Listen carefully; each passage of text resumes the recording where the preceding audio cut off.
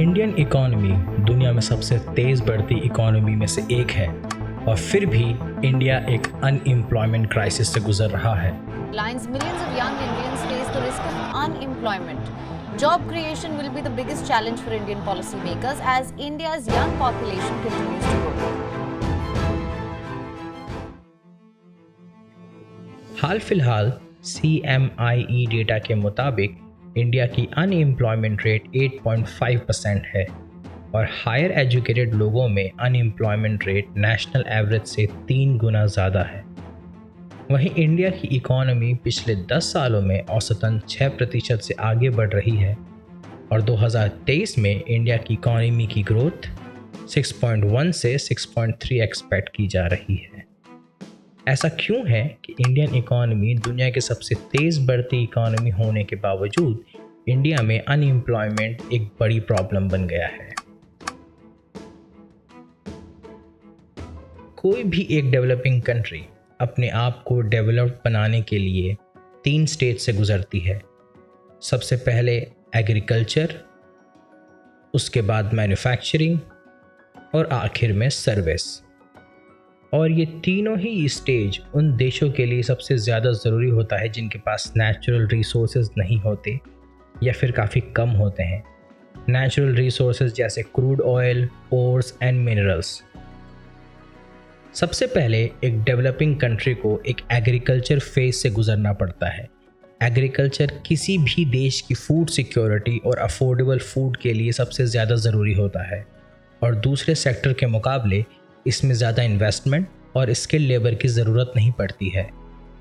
Agriculture से फिर वो कंट्री अपने एग्रीकल्चर प्रोडक्ट्स को एक्सपोर्ट करके अपना इनकम बढ़ाती है और वो इनकम गवर्नमेंट अपने पब्लिक इंफ्रास्ट्रक्चर, पब्लिक हेल्थ और पब्लिक एजुकेशन में इन्वेस्ट करती है और ये तीनों ही मैन्युफैक्चरिंग के लिए सबसे ज़्यादा ज़रूरी होता है, खासकर इंफ्रास्ट्रक्चर। उसके बाद वो कंट्री मैन्युफैक्चरिंग फेज़ में एंटर करती है।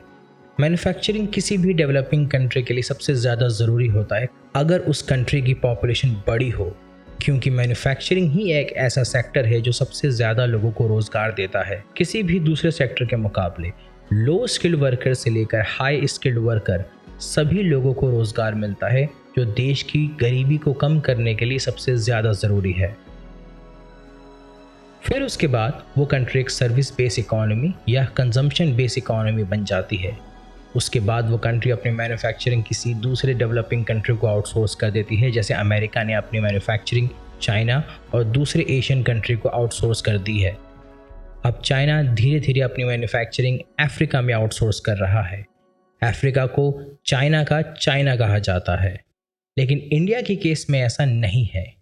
इंडियन इकोनॉमी मैन्युफैक्चरिंग के बजाय डायरेक्टली सर्विस में जंप कर गई है और ये इंडिया की अनएम्प्लॉयमेंट क्राइसिस और इंडिया की जॉबलेस ग्रोथ की बड़ी वजह है। जैसा मैंने आपको पहले बताया, मैन्युफैक्चरिंग के लिए सबसे ज़्यादा ज़रूरी है पब्लिक इंफ्रास्ट्रक्चर और एजुकेटेड वर्कफोर्स, और इंडिया अपना इंफ्रास्ट्रक्चर बहुत धीरे बनाता है। Infrastructure projects in India are amongst the slowest in the world. In fact, one of the great shames of India, even as its economy has grown and we've done very well, we are respected around the world, Indian passport has more value, is that we take too long developing any infrastructure. In fact, by the time our infrastructure comes up, it already becomes congested again or filled up. Example के तौर पे 1997 में Indian railway ने 2 industrial शहर महबूब नगर कर्नाटका और मुनीराबाद आंध्र प्रदेश, जो अब तेलंगाना में है, को जोड़ने का प्रोजेक्ट आज तक डिलेड है। Ministry of statistics and programme implementation ने अपनी एक रिपोर्ट में बताया 1526 प्रोजेक्ट्स में 749 प्रोजेक्ट्स डिलेड हैं। उन सब में रोड और हाईवे के 402 प्रोजेक्ट लेट हैं और उनमें से करीब 60% बड़े इंफ्रास्ट्रक्चर प्रोजेक्ट्स अपनी तयशुदा कीमत से ज़्यादा महंगे पड़ रहे हैं। करीब 343 बड़े इंफ्रास्ट्रक्चर प्रोजेक्ट्स टैक्स पेयर को 4.5 लाख करोड़ रुपए महंगे पड़ेंगे। इंडिया का यूटिलिटी इंफ्रास्ट्रक्चर भी इंडिया की मैन्युफैक्चरिंग को महंगा कर देता है। वर्ल्ड इकोनॉमिक फोरम ने अपनी एक रिपोर्ट में बताया कमर्शियल इंडस्ट्रियल पावर सप्लाई 15 से 35% महंगा पड़ता है चाइना, इंडोनेशिया, मलेशिया और वियतनाम के मुकाबले। और इतने हाई टैरिफ के बावजूद भी इलेक्ट्रिक सप्लाई कंसिस्टेंट नहीं होती है। इंडिया की जीडीपी के ग्रोथ का ज़्यादातर श्रेय इंडियन सर्विस सेक्टर को जाता है।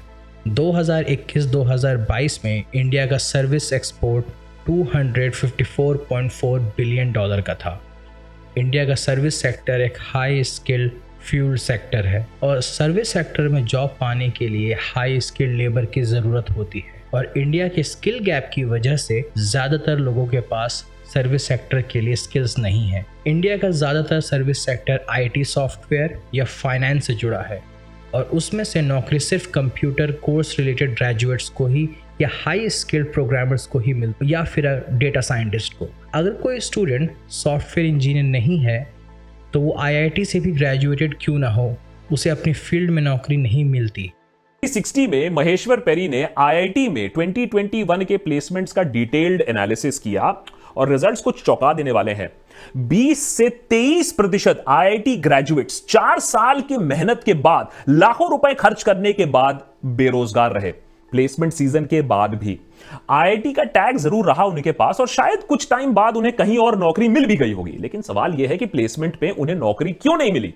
जवाब है the course that they take. देखिए कुछ data points. IIT Roorkee 60% of students of engineering physics, 35% of civil engineers, 33% of industrial engineering students की प्लेसमेंट्स नहीं होती हैं। IIT Kharagpur 55% of biotech engineers, 33% of aerospace engineers, 30% of civil engineers नहीं मिलती उनको placement.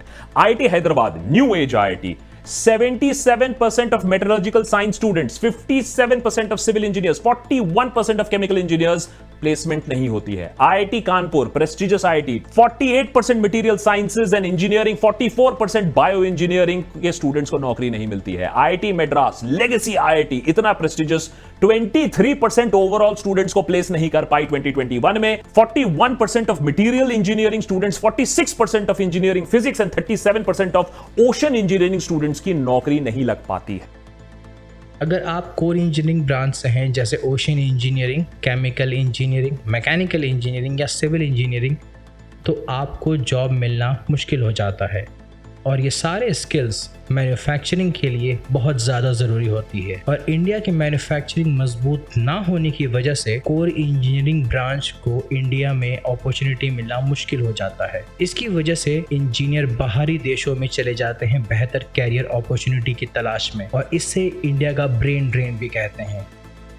India के स्किल गैप की वजह से इंडिया की 80% इंजीनियर एम्प्लॉयबल नहीं है। ज़्यादातर लोगों के पास कम्युनिकेशन स्किल्स नहीं होते या कई इंजीनियर बेसिक कैड सॉफ्टवेयर भी चलाना नहीं जानते। यह एक वजह है कि इंडियन इकोनॉमी बढ़ तो रही है लेकिन मैन्युफैक्चरिंग कमज़ोर होने की वजह से और सर्विस सेक्टर के लिए स्किल्स ना होने की वजह से ज़्यादातर यंग लेबर फोर्स के पास जॉब नहीं है और ये इंडिया के बढ़ते वेल्थ गैप और इनइक्वालिटी को दिन प्रतिदिन बढ़ा रहा है। जहां इंडिया के सिर्फ 5% पॉपुलेशन के पास इंडिया का 60% कंट्री का वेल्थ है। पूरे वर्ल्ड में सबसे बड़ी वर्किंग एज पॉपुलेशन इंडिया के पास है और इसे इंडिया का यूथ डिविडेंड कहा जा रहा है और ये यूथ डिविडेंड इंडिया के लिए बड़ी प्रॉब्लम बन सकता है अगर इंडियन गवर्नमेंट या अथॉरिटीज़ ने जल्द से जल्द कोई ठोस कदम नहीं उठाए इंडिया के मैन्युफैक्चरिंग के लिए।